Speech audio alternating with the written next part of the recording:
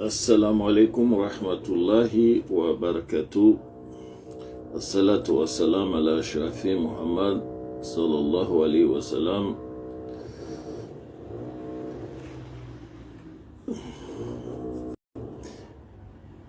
Wa ala alihi wa sahbihi ajma'in. Eh bien, chers frères, chères sœurs,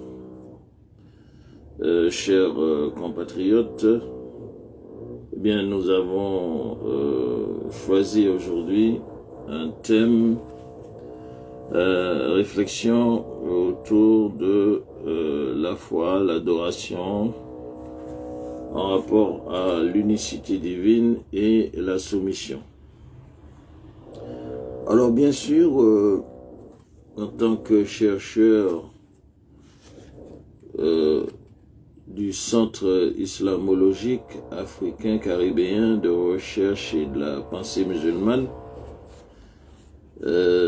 notre intervention sera contextualisée en rapport avec la mentalité dans notre société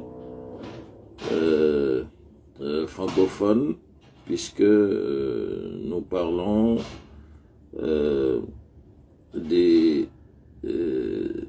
aux habitants aussi des îles francophones par rapport à l'adoration, à la foi, par rapport à la soumission et l'unicité divine.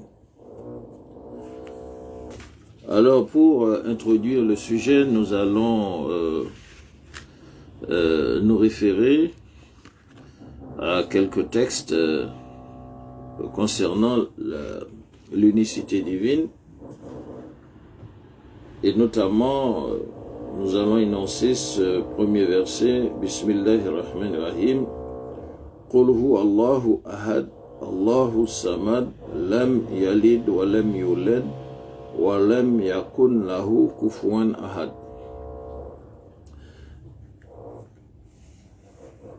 Ce chapitre nous ordonne de dire que Dieu est unique, il est transcendant, il n'a pas engendré et n'a pas été engendré, nul n'est égal à lui. Nous avons dans ce verset du chapitre Ikhlas, la pureté du dogme, des énoncés que nous allons essayer de préciser concernant le Créateur, l'unique, digne d'adoration, c'est-à-dire Allah, qui est le Créateur des cieux, de la terre, de l'homme, de l'humanité, de l'univers, et que obligatoirement tous les êtres créés sont en devoir de rendre un culte, c'est-à-dire une adoration. Et dans cette notion d'adoration, elle n'est dévolue qu'à lui seul, parce qu'il est le Créateur. Seul le Créateur est digne d'adoration. Alors nous avons des éléments de référence concernant cette notion du Tawhid, sur laquelle nous allons nous arrêter aujourd'hui. Alors, Dieu le Très-Haut, Allah Ta'ala, a dit, je n'ai créé les esprits et les hommes que pour qu'ils m'adorent. Cela provient de la sourate 1, Baqara, verset 56. Et très certainement, nous avons suscité dans chaque communauté un messager pour leur dire d'adorer Dieu et d'écarter le rebelle. le chapitre 16, verset 36. Et voilà que ton Seigneur a décrété que tu dois n'adorer que lui et faire preuve de bonté envers tes parents. Le chapitre 17, verset 23. Adorer Dieu et ne lui donner quelque associé que ce soit. Le chapitre 4, verset 36. Venez, je vais vous réciter ce que votre Seigneur vous a interdit. Ceci, ne lui associez quoi que ce soit. Le chapitre 151, le chapitre 6, verset 151 à 153. Et il y a un rapporteur qui s'appelle Ibn Masoud. Il dit: quiconque se propose de vérifier le testament du prophète Mohammed, paix et bénédiction de Dieu sur lui, un testament sur lequel a apposé son sceau, qu'il dise ces mots d'Allah: venez, je vais vous réciter ce que votre Seigneur vous a interdit. Ceci, ne lui associez quoi que ce soit. Voilà ce qu'il enjoint. C'est la révélation coranique, Al-Quran Karim, le chapitre 6, versets 151, 153. Et donc, sur ce, nous allons essayer de réfléchir sur l'unicité divine, qui est une prescription fondamentale de l'adoration. Parce que dans l'orientation qu'Allah subhanahu wa ta'ala nous a donnée, que Dieu le Très-Haut nous a donnée, il a institué la salat, c'est-à-dire la prière. Mais avant l'institution de la prière, eh bien, il a prescrit le tawhid. Le tawhid, c'est l'unicité de Dieu. Donc, l'unicité de Dieu, qu'on appelle le tawhid, si nous réfléchissons à ce sujet, eh bien, l'unicité divine, c'est la norme, à notre avis, bienfaitrice de l'adoration. Parce qu'il y a des adorations bonnes et des adorations mauvaises. En ce sens, il y a beaucoup d'humains qui sont censés dire quoi qu'ils adorent, mais en définitive, on peut dire que ces formes d'adoration ne sont pas bienfaitrices. Pourquoi? Parce que ces formes d'adoration ne sont pas fondées sur la norme, on peut dire la norme de l'unicité de Dieu, Tawhid. Et donc, en ce sens, nous allons préciser que l'unicité divine, c'est la norme bienfaitrice de l'adoration. Alors, est-ce que nous pourrons dire aussi que il y a dans des pratiques ce qu'on peut appeler le désordre dans l'adoration, qui est lié à ce que nous définissons comme un délit de la conscience folle, parce qu'en réalité, si l'être créé, le fils d'Adam, est conscient qu'il a été existencié par Allah, par le Créateur qui est unique, dans la mesure qu'il est conscient de cette réalité, il ne peut vouer d'autre adoration qu'à celui qui l'a existencié. Et en ce sens, il devient un adorateur, un croyant, un musulman, qui veut dire quelqu'un qui se soumet à son maître seul et unique qui est son créateur. Et donc, c'est là que nous verrons qu'en dehors de l'adoration fondée sur l'unicité divine, qui est l'ordre fondamental dans le fait même d'adorer, parce qu'il est inconcevable que le fils d'Adam puisse adorer autre que son créateur. Et donc, là on peut parler l'équivoque, le contraire de l'unicité de Dieu, le contraire du tawhid, c'est le shirk. Le shirk, c'est l'association à Dieu. C'est-à-dire, on va croire qu'il est permis, qu'il est possible d'adorer autre que notre Créateur. Et c'est ce qui s'appelle le shirk, l'association à Dieu. D'ailleurs, Allah subhanahu wa ta'ala, Dieu le Très-Haut, le clément et miséricordieux, qui est le pardonneur de nos péchés,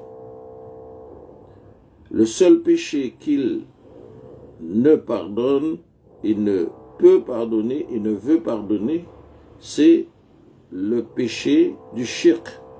Ça veut dire la fausse adoration. L'adoration dévolue à un autre que notre Créateur. Et là, il convient de parler de Tawhid comme l'unicité divine, la norme bienfaitrice de l'adoration qui va nous sauver. Parce que il est révélé dans le message divin qu'à la mort, il y aura un test de deux anges qui vont interroger le fils d'Adam, lui dire qui est ton Dieu. Il devra répondre que c'est le Dieu unique.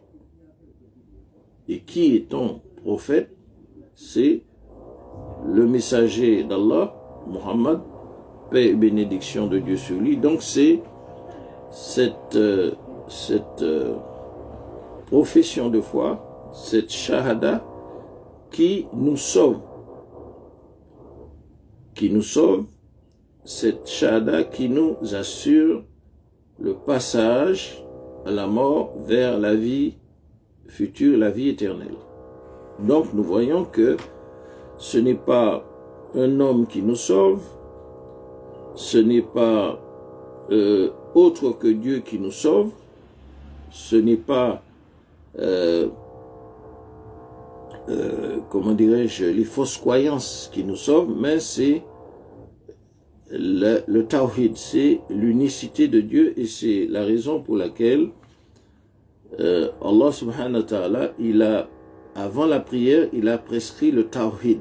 Et le tawhid, qui est donc la profession de foi, ashhadu an la ilaha illallah wa ashhadu anna Muhammad Rasulullah, cette profession de foi constitue un pacte. C'est ça le pacte d'allégeance du fils d'Adam à son créateur, c'est le respect du doigt du créateur par la créature. Et cela, il est très important de le souligner. Pourquoi? Parce que dans nos contrées, dans nos régions, nous avons des fantaisies de croyances que nous avons héritées de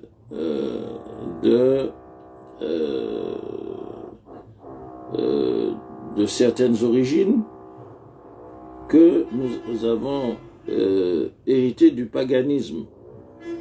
Et donc, on peut dire que le paganisme, c'est l'association à Dieu, le shirk. Et d'ailleurs, pour ceux qui considèrent leur pratique, qu'ils appellent ancestrale, qu'ils appellent ceci et cela comme un élément de leur culture, lorsqu'ils font référence à l'Afrique, eh bien, il faut savoir que le paganisme qui existe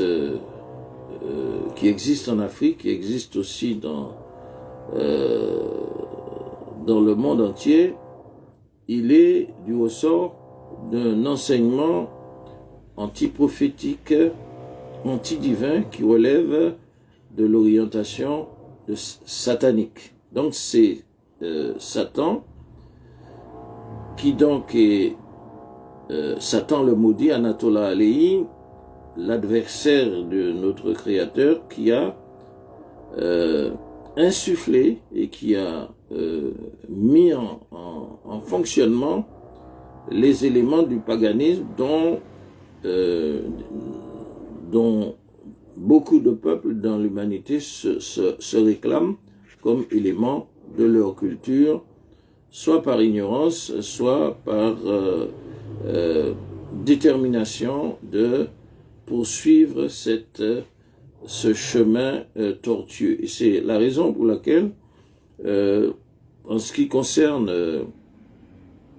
nos régions insulaires dans les Caraïbes qui sont fortement imprégnées de ces notions, il est important pour nous de rappeler le sens de l'unicité de Dieu. L'unicité de Dieu, c'est la norme que nous qualifions bienfaitrice de l'adoration. Et en dehors de cette norme, il y a le désordre, on va dire le désordre qui constitue une forme de délinquance spirituelle d'une conscience folle, c'est-à-dire d'une conscience folle, parce que Allah subhanahu wa ta'ala, il nous dit dans la sourate Al-Baqarah, il y a ceux qui disent qu'ils croient en Dieu et au jour dernier, alors qu'ils ne sont pas des croyants réellement, et il précise qu'ils cherchent à tromper Dieu et ceux qui croient, mais en réalité, ils ne se trompent qu'eux-mêmes sous l'influence, comment dirais-je, sous leurs influenceurs qui sont des diables et des démons auxquels ils sont liés. Donc, il est très important d'en parler parce que lorsqu'on parle de l'adoration, il n'est pas question de se référer à ces formes de déviance qui s'appuient sur la race, sur la culture, parce que la question du divin ne peut être racialisée, parce que il y a des personnes qui, lorsqu'ils parlent du divin, ils disent la religion des blancs, ou la religion des noirs, ou la religion des jaunes. Il n'y a pas de religion, ni pour les noirs, ni pour les jaunes, ni pour les blancs ou autres. Il y a ce qu'on appelle la religion de Dieu. La religion de Dieu, c'est une voie unique, rectiligne, qui commence depuis notre père Adam jusqu'au dernier messager, Mohammed, paix et bénédiction de Dieu sur lui, qui a succédé à Sayyidina Isa, Jésus, qui lui a succédé à Moïse, et à Ibrahim, etc., etc., en rappelant que notre Créateur, il a créé l'homme de rien, sans père ni mère. Il a créé notre père Adam et il a permis que l'humanité se développe, soit diversifiée en différentes, on va dire différents peuples, différentes nations, des blancs, des noirs, des jaunes, etc., etc. Mais l'essentiel, c'est qu'il nous dit que, en fait, c'est la piété. Ce n'est pas la notion de race ou de couleur qui détermine l'être humain, mais la valeur de sa piété, ce qui signifie aussi dans piété, on peut voir de justice, puisque effectivement, on peut dire que le fils d'Adam a été créé pour gérer, pour administrer, pour gouverner la société humaine dans un chemin droit. Et donc, cela est très important pour faire comprendre que il y a un seul chemin qui signifie religion. Religion veut dire chemin, c'est une voie, une direction, un tracé qui mène à un but, celui dans la vie d'ici-bas et aussi dans la vie de l'au-delà, où il y a la nécessité de croire en la vie future, en la résurrection après la mort, et que Allah subhanahu wa ta'ala, l'omniscient, le puissant, l'éternel, l'immortel, eh bien, il a la possibilité de faire revivre après la mort l'être qu'il a créé de rien. À partir de notre père Adam qui a été créé sans père, sans mère, et de nous autres, les descendants d'Adam, qui ont été créés à partir d'un vil liquide, le sperme, qui va évoluer dans la matrice de la femme et qui va faire de nous des humains. Donc, par conséquent, ce chemin, ce chemin s'appelle la soumission. Soumission veut dire islam.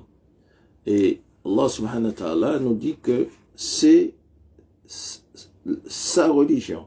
Parce qu'il y a des personnes innovantes ou ignorantes qui disent que Dieu n'a pas de religion. C'est faux, puisque le Coran, la révélation coranique, nous dit que la religion d'Allah, din Allah, c'est islam. Donc, et il est précisé aussi que dans la révélation que je vous ai choisi ma religion, je vous ai choisi islam. J'ai parachevé pour vous les hommes ma religion, islam, et celui qui aura une autre religion, sa religion ne sera pas acceptée, il sera parmi les perdants dans ce monde et dans l'autre. Donc tout cela, c'est pour répondre aux polythéistes qui, pour légitimer leur pratique qu'on va appeler de désordre spirituel, vont se référer à leur soi-disant religion raciale, religion culturelle, religion, etc., qui n'est pas la religion de Dieu, qui est la religion des hommes. Et dans le terme coranique, dans la terminologie coranique, il convient de parler de din Allah, c'est-à-dire la religion de Dieu.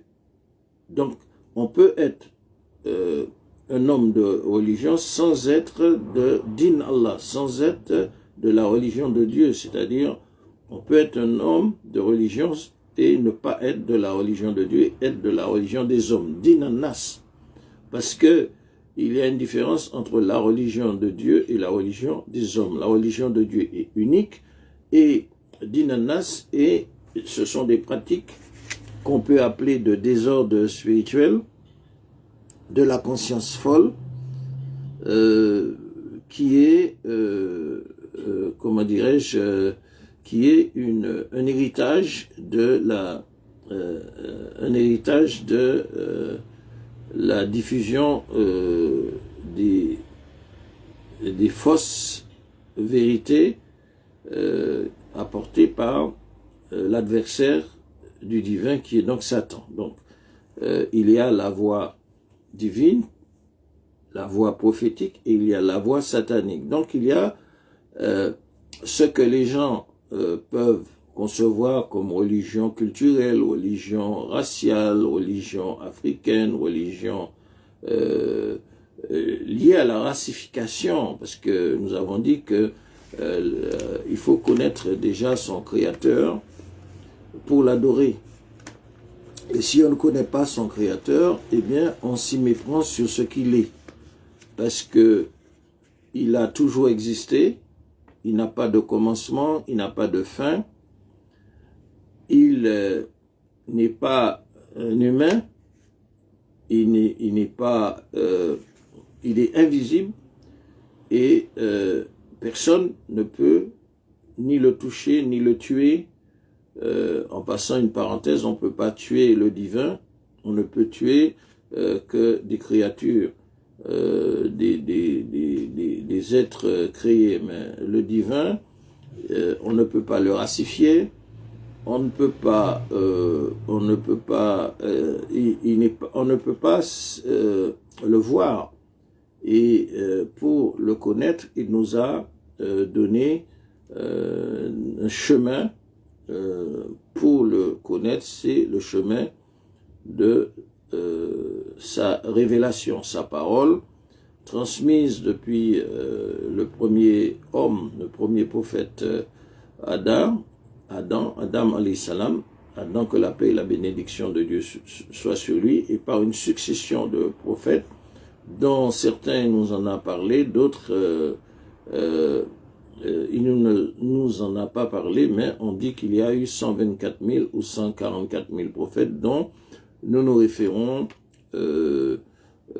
au dernier prophète, qui est le prophète annoncé par Jésus, Seydina Issa, que la paix et la bénédiction de Dieu soient sur lui, par Moïse, par Ibrahim et par tous les prophètes depuis Adam, que la paix et la bénédiction de Dieu soient sur eux. Donc, il y a ce canal, on va dire, ce canal de la religion de Dieu qui passe par la révélation, qui va nous permettre de connaître Allah, de connaître notre Créateur. Sans la révélation, on ne peut pas vraiment connaître notre Créateur, et c'est pour cela que l'égarement qui a produit la délinquance spirituelle, qu'on peut appeler désordre de la conscience folle, eh bien, elle a produit, comment dirais-je, l'associationnisme comme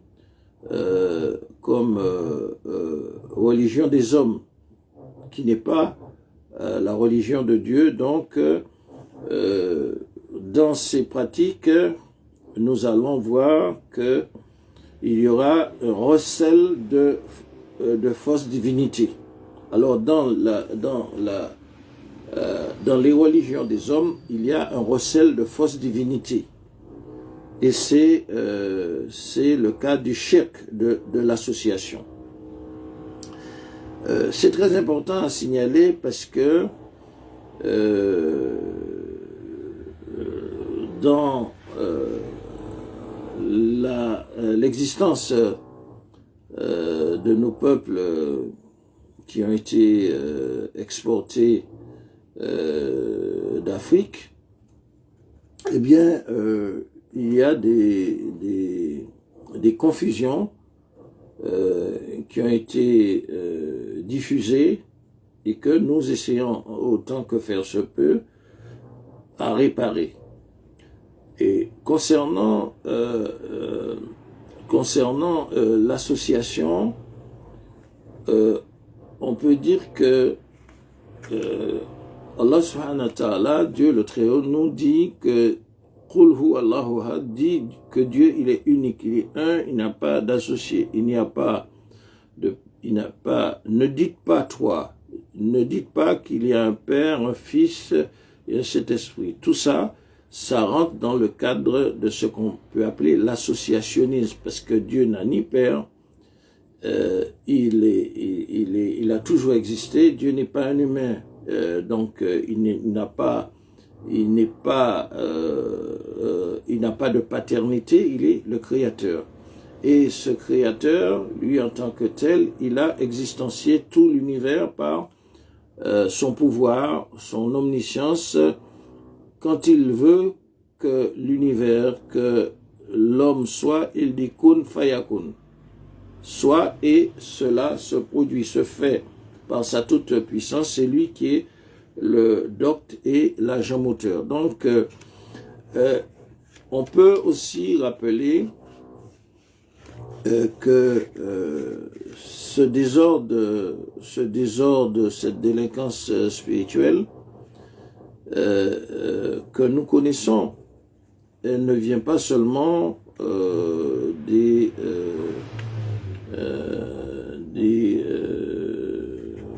comment dirais-je, de l'Afrique. Et nous avons dit que l'Afrique a fait sa révolution spirituelle, puisque du paganisme, une majorité de population africaine, eh bien, comme dans beaucoup d'autres peuples, eh bien, a opté pour la norme bienfaitrice de l'adoration, c'est-à-dire à rejeter les pratiques des ancêtres, les pratiques païennes, les pratiques dites culturelles africaines, dites tout ce qui rentre dans le paganisme qu'on appelle religion, raciale, etc., etc., eh bien, une majorité de peuples africains a rejeté la religion des hommes, hein, la religion des ancêtres, on va dire, pour adopter la religion d'Inallah, la religion de Dieu. Et donc c'est pour cela que nous faisons ces clarifications, parce que par rapport au vide spirituel et à l'ignorance, il y a une demande. Et par rapport à cette demande, il y a une offre, comment dirais-je, équivoque, une offre, parce que il y a des vecteurs de propagation de cette offre, telle que nous voyons la prolifération des sectes déviées, des sectes on va dire para-religieuses, des sectes occultistes, etc., etc. Mais vous avez aussi l'imposition par le pouvoir de ceux qui avaient la possibilité de se saisir de la pleine humanité de l'homme africain exporté vers les régions des Caraïbes, pour leur imposer aussi une forme officielle du paganisme que nous avons stigmatisé le Vatican pour la diffusion et la prolifération de cette secte officielle qui n'est pas le christianisme, qu'on peut dire qui est le paulinisme, puisque en fait, si on explique à ces personnes les origines de cette déviation vaticane, elles remontent à la Rome antique, qui va se déplacer, qui va envahir d'autres pays, notamment l'Orient, qui va occuper des terres en Orient et qui verra, la Rome païenne verra la nécessité d'avoir une religion pour contrôler l'esprit de ceux qu'elle prétend dominer, pour dominer le monde. Et c'est alors que est né ce qu'on appelle le vaticanisme, on va appeler le vaticanisme, on va appeler le catholicisme, on va appeler le christianisme, qui est en fait une forme officielle de la religion créée par les hommes, et qui tire ses origines du paganisme, parce que si on se réfère aux révélations divines inculquées par la transmission du message à Jésus qui a porté l'évangile, Injil, eh bien Jésus il avait des ordres, il avait des directives en son temps, parce que Jésus a déclaré qu'il n'était pas venu pour l'humanité, il n'était pas venu pour tout le monde. Il avait été spécifiquement envoyé pour une mission pour tenter de sauver les Banu Israël, les fils d'Israël, qui avaient reçu un livre et qui avaient falsifié ce livre, qui s'étaient détournés de cette révélation et qui avaient fait œuvre aussi d'association à Dieu, de shirk, parce que ils vont à la place de l'adoration unique, ils vont dévier vers des orientations païennes, à adorer le veau d'or. Ils vont aussi falsifier les Écritures et ils vont s'opposer à Dieu, œuvre d'infidélité qui sera la cause de la révocation du ministère des fils d'Israël, qui seront révoqués de la Nouboua, de la prophétie, qui était dévolue aux fils d'Israël et aux fils de Jacob. Et ceux-ci, à cause de leur jalousie, de ne pas pouvoir disposer de comment dirais-je, de la direction de la direction divine à travers la succession des prophètes, qui sera écartée par rapport à la descendance de Jacob et la descendance d'Israël, qui sera comment dirais-je, affectée à la descendance d'Ismaël. Et bien par jalousie, eh bien les Banu Israël, les fils d'Israël, vont dévier, vont changer, vont trahir, vont être révoqués pour leur infidélité, et ils vont choisir comme partenaire Satan, Lucifer, pour essayer d'obtenir le pouvoir, le sultan que Dieu, Allah subhanahu wa ta'ala, Dieu le Très-Haut leur a enlevé par leur révocation, et c'est ainsi qu'ils vont falsifier les Écritures, ils vont falsifier la Torah, ils vont écrire de leurs mains, et Allah, le Créateur, dit malheur à celui qui de sa main écrit quelque chose et dit que ça vient de Dieu. Donc ils vont falsifier les livres, ils vont écrire la Torah qui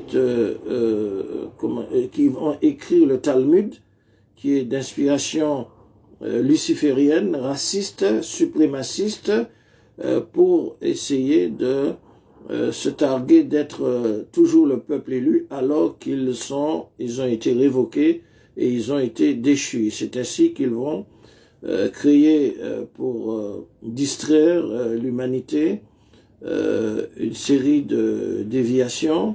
Nous l'avons déjà dit dans d'autres exposés de recherche, de créer des déviations. Ils vont créer à l'époque moderne des déviations, et à l'époque romaine, eh bien, ils vont introduire leur espion Paul, qui va contrevenir aux directives de Jésus que Paul ne connaissait même pas, et du fait que Jésus avait averti qu'il n'était pas venu pour l'humanité, pour le monde, il était venu que pour les brebis égarés de la maison d'Israël, qui avaient reçu un livre. Il était venu pour les gens du livre, Alol Kitab, et aussi pour les Nazaréens qui recevront son évangile. Alors, il faut savoir que Jésus avait été interdit d'aller prêcher chez les païens. Il avait interdit d'aller chez les Samaritains, et que c'est de là que la source même du paulinisme, parce que Paul, l'espion juif, contreviendra aux directives de Jésus. Il dira que est-ce que le Dieu des Juifs n'est pas aussi le Dieu des païens, et il contreviendra aux directives divines et aux directives de Jésus, le messager, Jésus, fils de Marie et non fils de Dieu, parce que Dieu n'a pas de fils, et il ira prêcher chez les païens, et il va récupérer chez les païens un certain nombre d'éléments de déviance, on va dire de désordre et de délinquance spirituelle, qui va introduire qu'il va vendre, on va dire, pour Rome, qui avait besoin d'une religion. Et on peut citer parmi ces éléments le Père, le Fils et le Saint-Esprit. Ça vient, comment dirais-je, des préceptes païens, de l'associationnisme, du shirk, comment dirais-je, d'associations de fausses divinités, comme le Père, le Fils et le Saint-Esprit, qui n'a jamais existé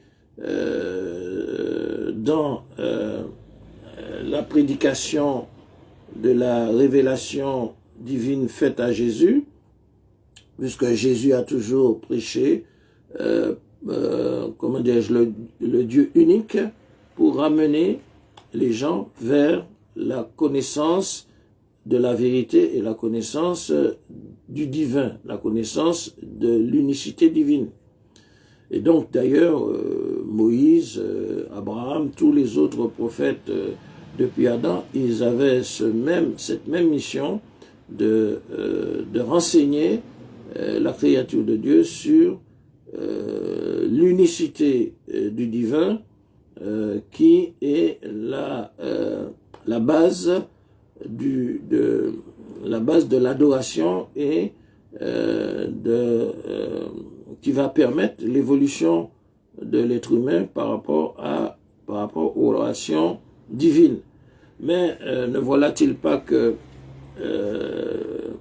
le paganisme officiel sera créé avec tout ce ramassis de la croix, parce que la croix, Jésus n'a jamais connu la croix.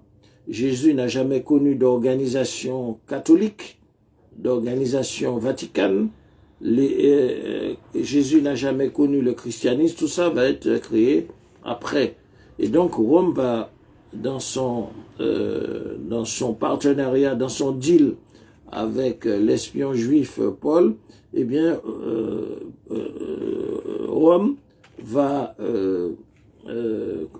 codifier toutes ces déviations païennes, dont justement ces déviations qui font aussi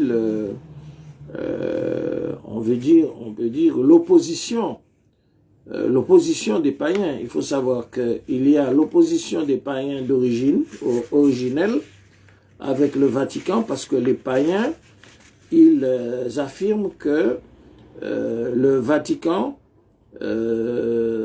qui a fondé avec l'espion juif Paul le christianisme, a fait une copie, un plagiat de leur pratique, c'est-à-dire la croix, le Père, le Fils, le Saint-Esprit, de la Vierge et de son Fils. Et donc, il y a aussi, il faut rappeler, cette confrontation, cette opposition entre la croix adoptée par le Vatican, le christianisme, la croix païenne, transformée, et aussi la croix païenne, c'est la croix des Kamites, des pharaonistes, des afrocentristes. Donc il y a cette confrontation par rapport à la croix, et nous rappelons que en fait tout ça, ce sont des éléments du paganisme, le Père, le Fils, le Saint-Esprit, le Dieu mort qui est ressuscité, etc., etc. Donc tout cela, on retrouve cela dans les mythes d'Isis, d'Osiris, de Hyacinthe, de Thomus, de Horus, etc., etc., qui est revendiqué par les païens pour justement dénoncer en fait le christianisme qu'ils accusent d'avoir volé leurs principes, leurs pratiques, et effectivement c'est pour ça qu'il faut aller à l'origine des choses pour expliquer aux gens qui ont été déportés d'Afrique que en fait ce que Rome a institué, que les Euro-occidentaux ont diffusé, ce n'était pas la religion de Dieu, mais c'était la religion païenne, copiée-collée, plagiée sur les rites d'Isis, d'Osiris, d'Horus, etc., etc. Et donc, il faut dire aussi que Jésus n'a jamais connu la croix. Parce que la croix, c'était, comment dirais-je, un symbole. La croix, c'était comme on peut comparer la croix à la chaise électrique. Aujourd'hui, on peut comparer la croix aussi aux injections létales qu'on donne aux condamnés à mort, parce que en fait, la croix servait à l'époque à Pharaon, dans la société païenne, à crucifier les condamnés. Donc la croix est en rapport avec une damnation, une condamnation, et donc c'est dans la culture et tradition, civilisation païenne qu'est sortie la croix. Et d'ailleurs, cette symbolique de la croix, on la trouve chez les Celtes, qui étaient des païens aussi, chez les francs-maçons, qui sont des païens. On trouve la symbolique de la croix aussi chez les satanistes, c'est-à-dire la croix renversée. On trouve aussi la croix vaticane. Donc, vous voyez, tout cela, il y a une série de symboliques de la croix, et Jésus n'a rien à voir avec la croix, puisque Jésus n'a jamais été crucifié.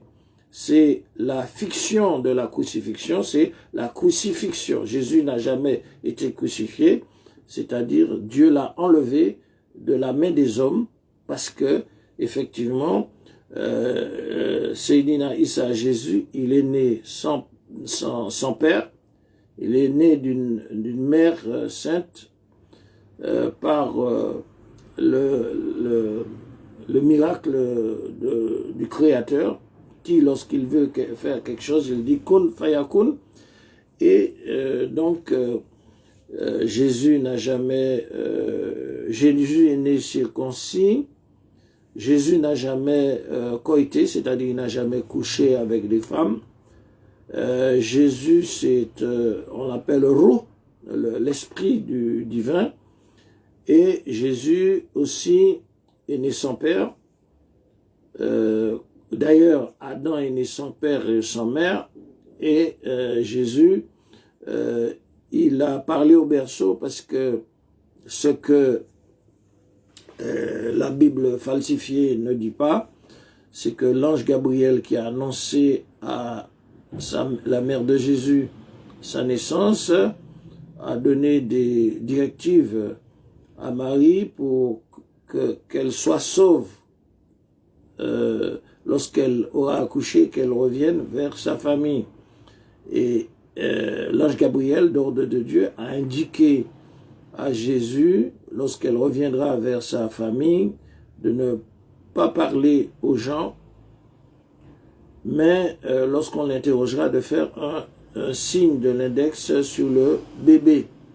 Et donc le miracle de Jésus a été de parler au berceau pour innocenter sa mère. Donc c'est un miracle important qui n'est pas signalé, puisque effectivement, qui croirait à Marie, fût-elle une sainte, qu'elle a eu un enfant sans avoir de relation sexuelle avec un homme sans être marié. Donc c'est ainsi que Dieu il a procédé pour innocenter Marie et pour prouver la véridicité de Seydina Issa de Jésus, paix et bénédiction de Dieu sur lui, qui va parler au berceau pour décliner décliner sa réalité existentielle de Messie, et c'est ce qui va innocenter sa mère Marie pour que les gens y croient vraiment à ce miracle. Donc par conséquent, il y a lieu d'expliquer les choses. Et aujourd'hui, ce qui gêne aussi, tous ceux qui peuvent croire, c'est qu'ils sont prisonniers. Ils sont prisonniers de l'égrégore vaticaniste. Ils sont prisonniers, ils sont envoûtés, on va dire, ils sont prisonniers par l'égrégore du christianisme. Ils sont prisonniers de l'égrégore vaticanique.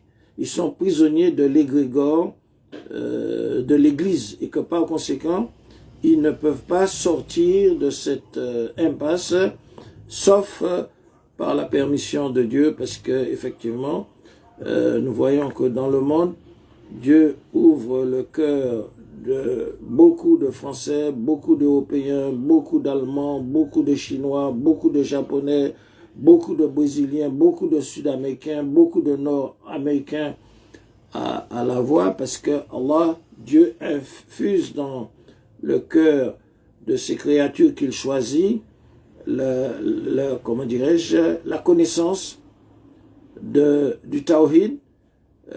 Il infuse la connaissance de l'unicité de Dieu pour que l'être humain puisse se rapprocher de son Créateur et découvrir ce qu'il est de ce qu'il n'est pas. Donc, nous disons que dans l'aliénation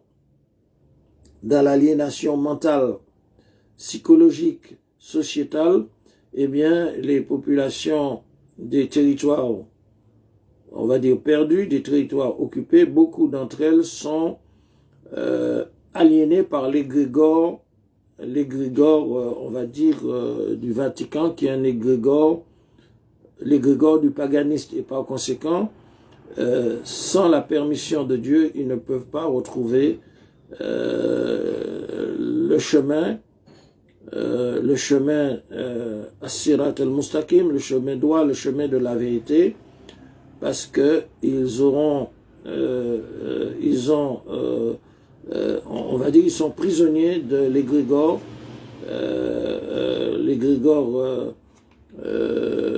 vaticanique, l'égrégore paulien, l'égrégore de l'Église, qui va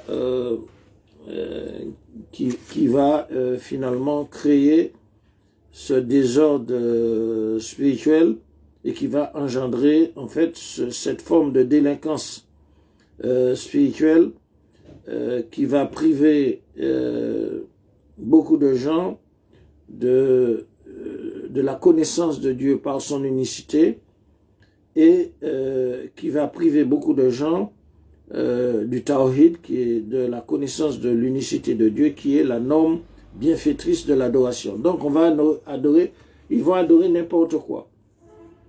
Ils vont adorer Bob Marley, ils vont adorer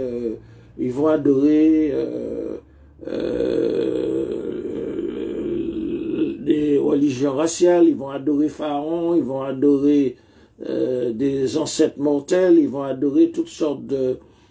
et c'est pour ça qu'on a vu que ils vont adorer la religion des hommes. Et lorsqu'ils se sentiront inconfortables dans le vaticanisme, ils iront vers le calvinisme, vers le protestantisme, puisque ce sont aussi des religions des hommes, créées par les hommes, parce que Calvin en Allemagne et Luther, ils vont créer le protestantisme qui va dériver de différentes sectes. Il y aura l'anglicanisme, il y aura les mormons, il y aura des adventistes, il y aura des évangélistes. Tout ça, c'est lié à ce désordre spirituel, à cette délinquance spirituelle qui sera à l'origine des activités sataniques et lucifériennes des fils d'Israël, qui vont rechercher à diviser le chemin, à rendre le chemin tortueux, le chemin doit tortueux, par les falsifications des écrits, des évangiles, de la Torah, par la création des sectes qui vont créer des guerres de religion exterminatrices des Juifs même en Europe, pendant le Moyen-Âge, et aussi ils vont persévérer dans cette voie, on va dire, de déviance talmudo-maçonnique. Ils vont instrumentaliser des philosophies, des philosophes pour créer la division. On peut parler de...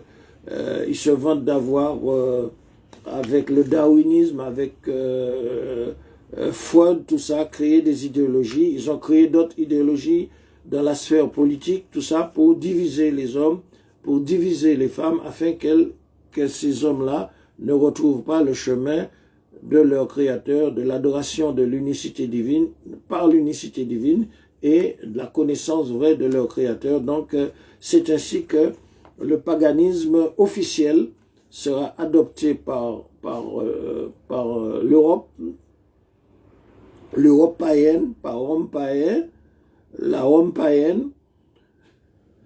L'Europe païenne va adopter le christianisme pour le grand malheur de, de la parole de Jésus, hein, fils de Marie, et pour, des calamités, on va dire, qui vont ensanglanter le monde, qui vont ensanglanter des peuples qui étaient considérés comme des bêtes, hein, des Indiens d'Amérique qui seront génocidés dans les Caraïbes, qui vont prendre des hommes comme une marchandise comme combustible de la de la révolution industrielle, et tout ça va créer des calamités, et ce sera ceux qui vont proposer comme la civilisation occidentale d'essence judéo-chrétienne. Donc c'est très important de faire ces rappels parce que les esprits sont tortueux, les esprits sont envoûtés par l'égrégore du paulinisme, du vaticanisme, l'égrégore païen, du paganisme, et par conséquent, nous faisons le constat de ce que nous appelons de sectes qui sont, de ceux qui font œuvre de recel de divinité fausse, qui donc le shirk. Et donc, il est important d'en parler parce que la mission de l'homme sur la terre, c'est d'accéder à la grâce divine pour son travail, pour le travail du fils d'Adam. Dans sa mission sur terre, c'est d'accéder à la grâce divine par le bien-être dans la justice par rapport à tout ce que Dieu a dévolu pour le bien vivre. Pour le bien vivre, on va dire, pour le bien vivre dans la société, pour le bien vivre sur terre. D'ailleurs, nous n'avons de cesse de répéter que l'injustice n'est pas de Dieu puisqu'il a créé des richesses pour que tout le monde entier soit riche, mais ces richesses ont été détournées, ont été accaparées par un certain nombre de gens, toujours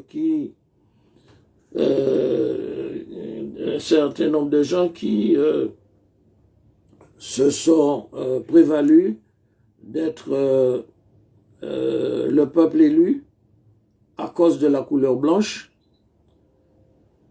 qui est le peuple élu, qui est une déviation de l'idéologie talmudo-maçonnique des fils d'Israël.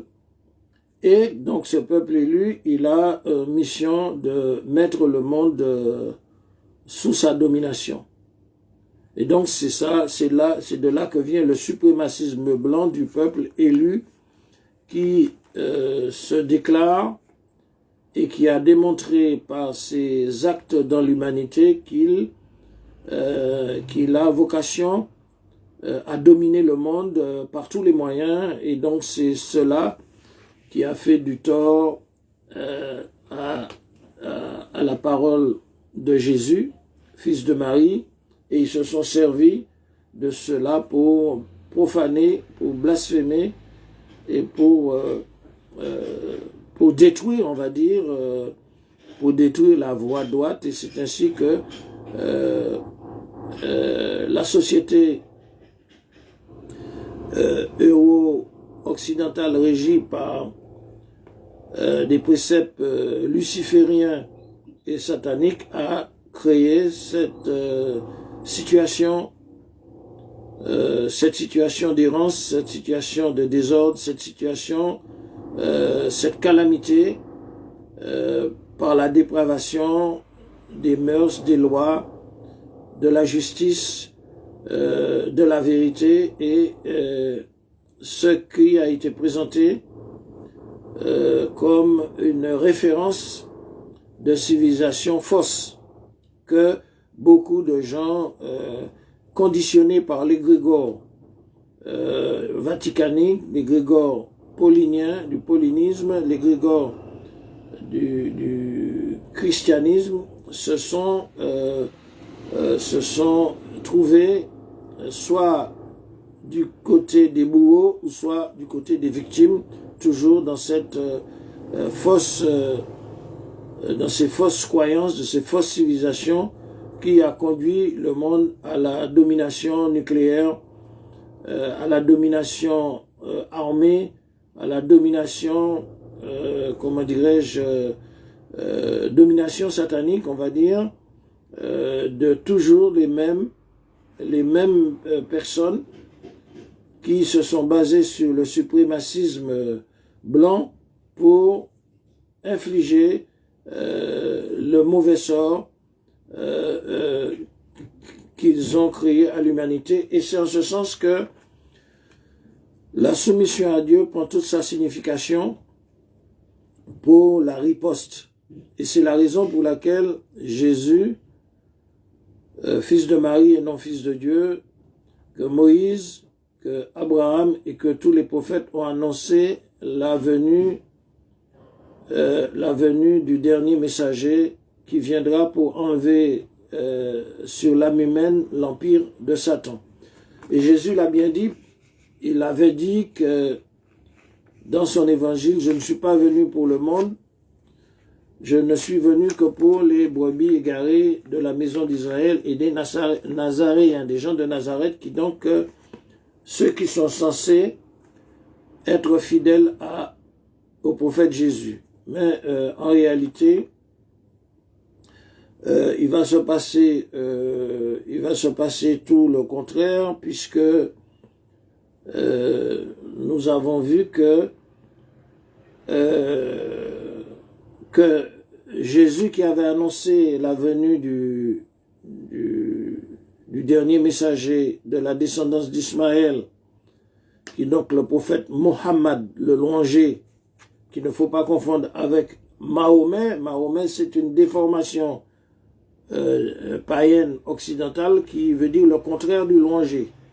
Mohammed veut dire le louangé, tel que Jésus l'a annoncé, l'avocat, le paraclète, celui qui viendra pour enlever l'empire de Satan sur l'âme humaine, pour sauver les chrétiens de l'égrégore luciférien et satanique du paganisme. Mais effectivement, ce qui s'est passé, c'est que Jésus, il avait dit qu'il vous est avantageux que je m'en aille, puisque je ne suis pas venu pour le monde, qu'après moi, il viendra le louanger, c'est-à-dire l'avocat, le paraclète, dont le nom est Ahmad, qui viendra pour rétablir le fil de la vérité par la révélation divine, par sa nubuwa, par sa prophétie. Nous rappelons que après Mohammed, il n'y aura plus de prophètes, parce que les prophètes antérieurs, ce sont des porteurs de la nubuwa. Théologiquement, la nubuwa, c'est la faculté que dispose un élu de Dieu parmi les fils d'Adam qui dispose d'une âme angélique. Et par conséquent, il est prophète. Et Jésus était un prophète parce qu'il avait une âme angélique. Moïse était un prophète parce qu'il avait une âme angélique. Ibrahim était un prophète parce qu'il avait une âme angélique. Noé, tous les prophètes, ils avaient une âme angélique. Donc par conséquent, le dernier prophète, c'est Mohammed, qui dispose d'une âme angélique. Il est mort. Il a transmis la révélation pour parachever, comme Allah subhanahu wa ta'ala, et j'ai parachevé pour vous votre religion, je vous ai choisi la soumission. Il est venu parachever et il a laissé la révélation qui est pure, intacte, qui est, comment dirais-je, la norme, comment dirais-je,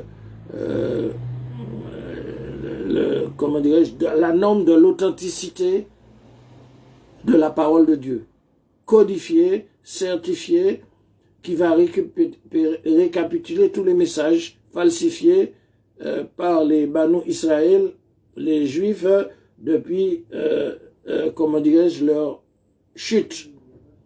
Et donc, par conséquent, c'est pour cela que Dieu, le Créateur, nous a donné, à travers la révélation divine, qui passe par la nubuwa, c'est-à-dire l'âme angélique des prophètes, la possibilité de le connaître à travers ces révélations, parce que Allah subhanahu wa ta'ala, il est un trésor caché qui a voulu se faire connaître par la création de l'homme et par la création de l'univers. Mais on ne peut vraiment connaître Allah que par le wahi.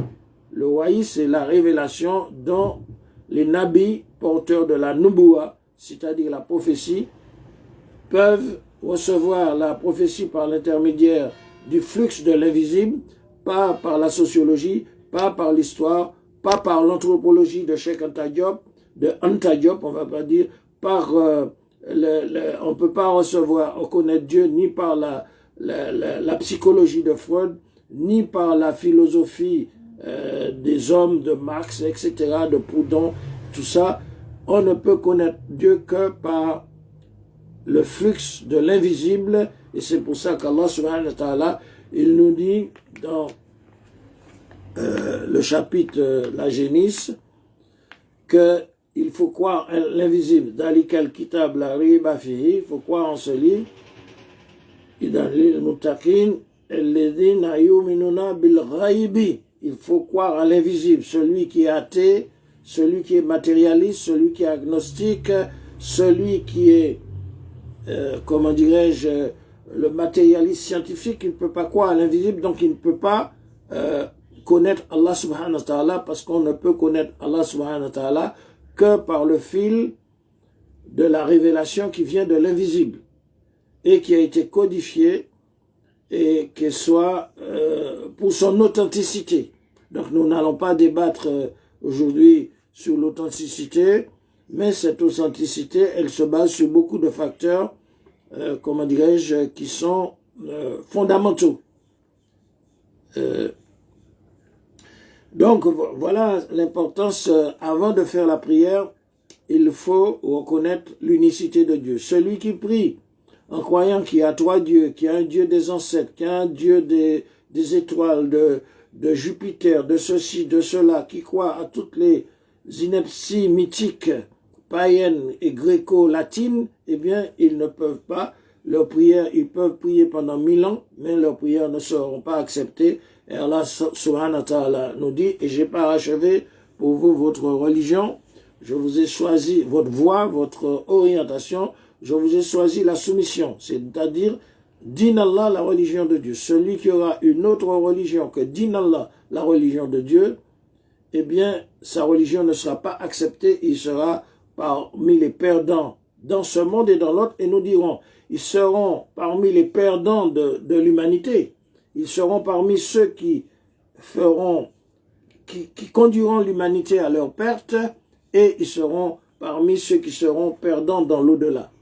Donc Allah subhanahu wa ta'ala, Dieu le Très-Haut, il nous a donné ces indications très claires et chacun a la possibilité, de par le discernement, de faire son choix, soit de suivre la voie prophétique, la voie divine, ou soit de suivre la voie de ses passions, influencée par la voie satanique, la voie luciférienne. Allah subhanahu wa ta'ala, c'est pour cela qu'il a créé Satan. Il a créé Satan pour distinguer ceux qui sont croyants, soumis, de ceux qui sont infidèles. Parce qu'on ne peut pas suivre deux chemins en même temps. Et donc, par conséquent, c'est pour ça que nous faisons ces allusions dans un pays de culture déplacée, de culture déportée, de culture, on va dire, faible, parce que ces cultures ne s'appuient pas sur la véridicité et l'authenticité du sommier de la création et de, comment dirais-je, de l'omniscience du divin. Ce sont des sociétés, on va dire, qui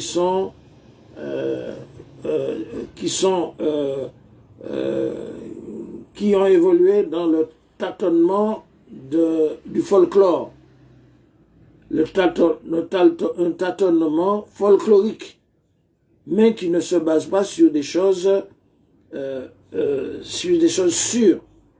Et donc c'est pour cela que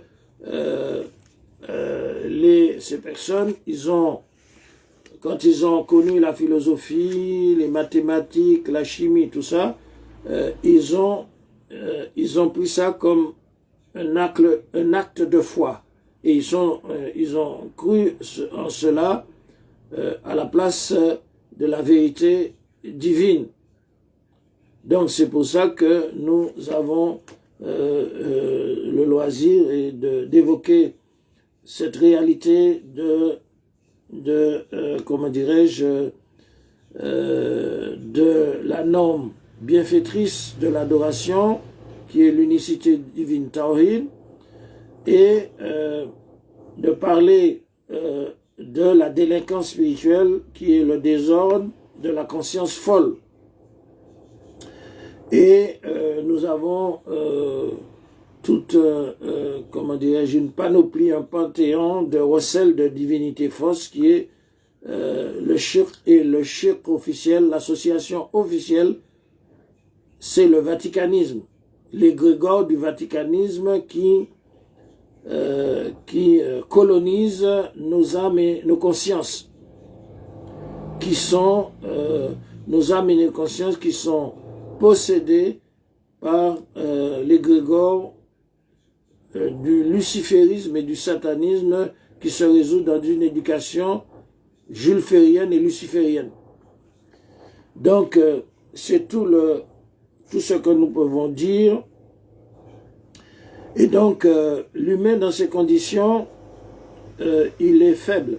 Il est faible parce que il n'a pas suivi les directives de Jésus qui a initié le chemin avec l'arrivée du dernier prophète qui chemin initiatique pour enlever l'empire de Satan, le pouvoir de Satan sur l'âme humaine. C'est pour ça qu'ils sont des faibles qui sont dominés et on va dire qui sont dominables, qui sont colonisables, qui sont dominables. Et donc, c'est ainsi que des personnes qui sont dans cet état, ils sont, comment dirais-je, ils sont sujets à perdre le contrôle de leur propre âme, qu'ils mènent à la sottise, et ils sont emmenés à perdre le contrôle de leur propre humanité, puisque ils n'ont aucun pouvoir, et lorsque un peuple perd le contrôle de ses propres affaires, il devient un instrument aux mains d'autrui, c'est-à-dire un instrument aux mains de l'égrégore du suprémacisme blanc qui a institué, comment dirais-je, le vaticanisme pour l'aliénation et pour pouvoir contrôler, c'est-à-dire des personnes qui ont été toujours considérées comme des sous-hommes dans leur humanité. Et donc c'est pour ça que sans la croyance en l'unicité de Dieu, on ne peut pas faire la prière. La prière, elle n'est pas acceptée, elle est fausse. Et tellement l'unicité divine est importante, lorsque le message des prophètes divins a été confronté à la résistance armée des pharaons, des païens, eh bien, la révélation divine a révélé aux prophètes l'ordre de bataille. Toute autorisation de combattre a été donnée à ceux qui sont combattus pour la cause de Dieu, c'est-à-dire de la justice et de la vérité. Donc, dans le summum de la confrontation, où les ennemis de Dieu qui voulaient abolir le message de Dieu, du créateur de l'humanité et de l'univers sur terre, ils ont combattu les prophètes. La révélation a institué un ordre de bataille. Combattez ceux qui vous combattent dans la voie de Dieu. Et c'est ainsi que les prophètes ont combattu leurs ennemis monothéistophobes, qui étaient hostiles à, comment dirais-je, au culte du Dieu unique. Les prophètes ont combattu les païens qui étaient monothéistophobes et qui sont monothéistophobes. De par cette injection divine, combattez ceux qui vous combattent dans la voie de Dieu, mais ne transgressez pas. Toute autorisation de combattre est donnée à ceux qui ont été opprimés parce qu'ils ont rappelé le nom de Dieu. Et si ce n'était ce combat, eh bien, Dieu nous dit que les pharaons, les païens, les matérialistes, ils auraient détruit pour l'humanité tout temple, tout lieu d'adoration du divin. Et donc ça a été comment dirais-je, un long chemin, une longue marche du combat des prophètes qui va aboutir à la victoire de la voix de Dieu sur les païens avec le dernier messager Mohammed de la descendance d'Ismaël. Et le message de Jésus qui était localisé, il deviendra avec le dernier messager annoncé par Jésus pour enlever l'empire de Satan sur le genre humain, il deviendra universel, planétaire et mondial. Et c'est alors au succès du message, lors de la révélation à Al-Fataho Makkah, à la victoire de la Mecque sur les païens, Dieu va révéler la ikra fi dini, pas de contrainte en matière de religion, dès que la religion de Dieu est au-dessus de la religion des hommes, de la religion des païens, a triomphé. Pas de contrainte en matière de religion dès que le droit chemin se distingue de l'errance. Donc, la révélation divine va donner une amnistie pour laisser les païens qui ne peuvent plus renverser le trône de la vérité, le trône de l'unicité de Dieu, de les laisser jusqu'à ce que ils soient c'est-à-dire les compagnons de Satan qui va les emmener vers le feu de l'enfer, où Allah par sa miséricorde va retourner leurs âmes par le pouvoir qui dispose, et c'est ainsi que beaucoup de païens français, européens, japonais, chinois, russes dans le monde entier, aujourd'hui au Brésil, en Amérique du Sud, eh bien, ils reviennent à leur créateur, ils reviennent à l'islam. Et encore, c'est pour cela que la délinquance et le désordre spirituel va créer le racisme en Europe, le suprémacisme qui découle du suprémacisme blanc, et le racisme aussi en Afrique qui découle du suprémacisme noir, parce que les racismes et les nationalismes monothéistophobes ont été créés par Satan pour essayer de mettre une muraille de Chine face à la propagation du message divin qui traverse les cœurs, qui infuse dans les cœurs comme il traverse les murailles. Donc c'est pour cela que le système satanique est affolé.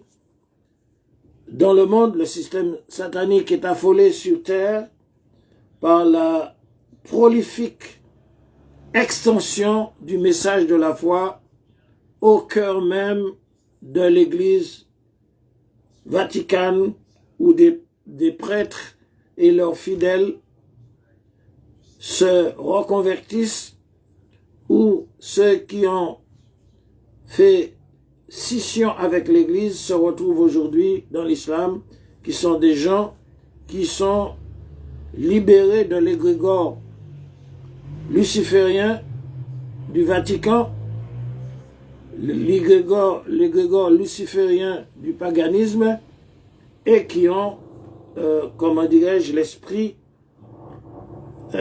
qui accède à la lumière divine par la soumission et par la conversion.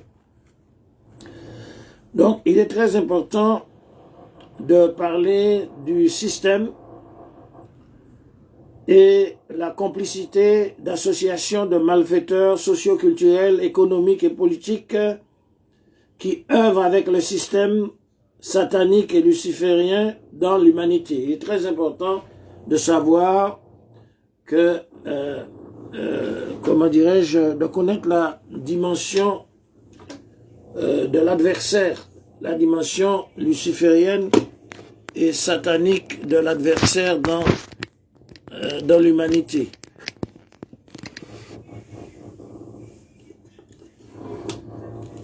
Il est très important de connaître.